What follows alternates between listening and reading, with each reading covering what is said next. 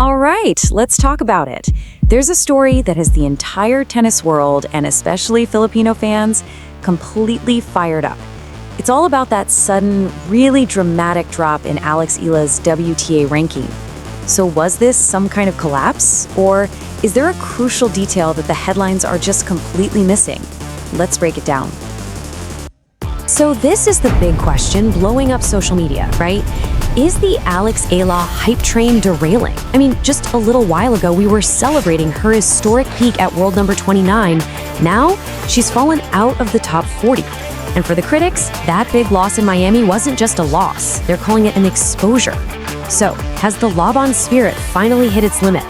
And this is the number that's causing all the panic. A 16-spot drop in just 10 days. For any player in the top 50, that is a massive tumble. It looks pretty bad on the surface, I get it. But the real story behind this number, well, that's where things get really interesting. We didn't just create a channel, we launched a chronicle. When a tennis champion from the Philippines goes from a wildcard prospect to shattering the top 100 with clinical precision, it's not just progression, it's historic. The trajectory has been set. Look, we all saw the grind. We felt the Puso in every three-set battle. This isn't just about match points, it's about the era we are living in right now. The reality is Alex is showing us what's possible, and we are here for the entire journey. This is the official scoreboard for the ascent. The points required for the top 10, the trajectory toward that historic sunshine double. We break down the clinical reality. So where do you stand? Follow if you've been here since the Rafa Nadal Academy days, or if you're just joining the ride. We are the Eala era.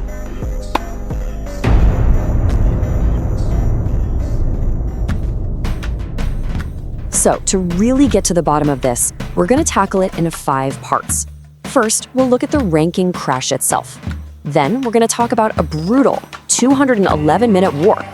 After that, a little tennis 101 on how the 52-week ranking system actually works. Then, we'll analyze the tough lessons she learned from a master of the game. And finally, we'll give our verdict. Is this all just hype, or is there real hope here? Okay, let's kick things off with what everyone's talking about, the ranking crash. So, like we said, Alex went from this incredible career high of world number 29, which is a huge achievement, all the way down to number 45. And this all happened because of what went down at one single tournament, the Miami Open. Now, the match that the skeptics are all pointing to was in the round of 16. It was a really tough 6-0, 6-2 loss to the world number 14, Karolina Muchova.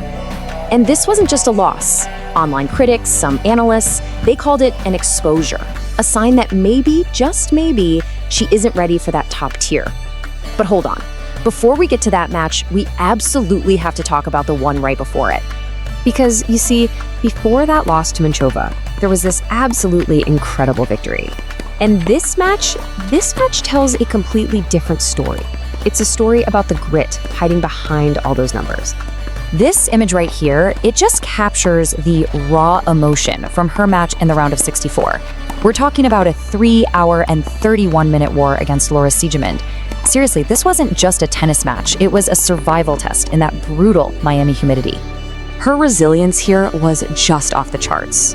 After losing a grueling 72-minute opening set, that's a point where most young players would just crumble. She dug deep and actually elevated her game. She started winning 72% of her first serve points, and she forced 17 break points against a super crafty veteran who's known for her mind games. Alex didn't just win, she completely outlasted and outgrinded a specialist. So, here's the most important point. Her heart, her Puso, that is not in question. This win was a massive statement about her fitness and her mental strength. It proves she has the fight of a top-tier player.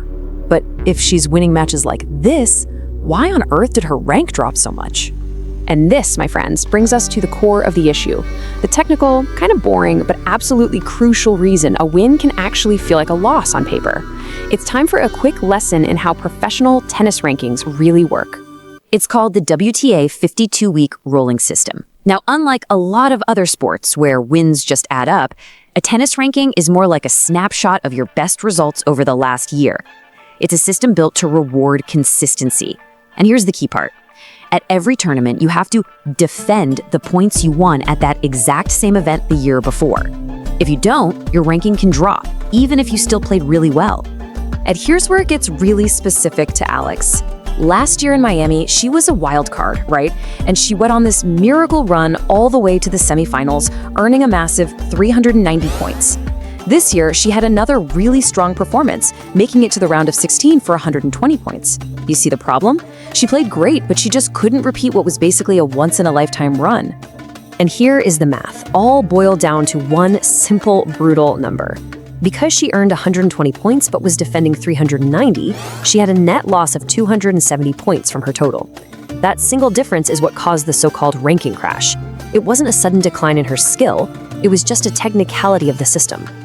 And that, right there, is the reality for players at this level. You're constantly being measured against your own past success. The pressure isn't just to win anymore, it's to win bigger than you did before. This is what it means to be a seeded player. You're one of the top dogs, and now you're the one being hunted by everyone else in the tournament. But we have to be honest here. The ranking drop is one thing, but that loss to Karolina Muchova, that was something else entirely. It was a serious reality check, and it basically provides a clear syllabus for what Alex needs to work on next. This is the key takeaway from that match. Muchova is one of the smartest players on tour. She didn't try to out-hit Alex, she completely outthought her. She used angles, slices, court positioning.